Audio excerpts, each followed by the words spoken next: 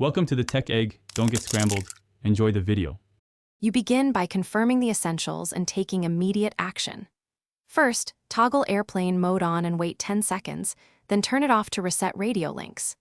Next, open mobile network settings and verify that data is enabled and the correct APN is selected. If not, select or enter carrier APN values. Once done, power down, remove and reseat the SIM, then reboot. These steps force a fresh registration with the network and often restore edge connectivity. You now move into targeted diagnostics to find the root cause. First, force your preferred network mode, 2G/3G/4G, in mobile network settings to test whether edge or higher bands behave differently. If switching helps, make that mode your default.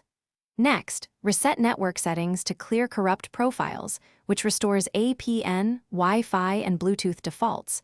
Note you'll re-enter passwords. Then check for carrier updates and try manual operator selection to avoid a weak, or you finish by confirming the fix and preparing for recovery if it fails.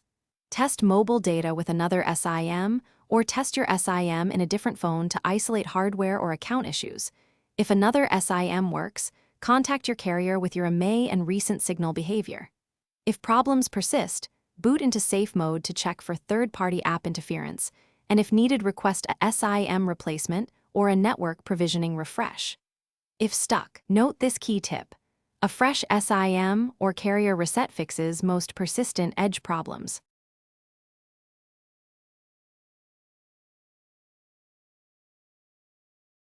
Thanks for watching. Consider subscribing if I helped unscramble your problems.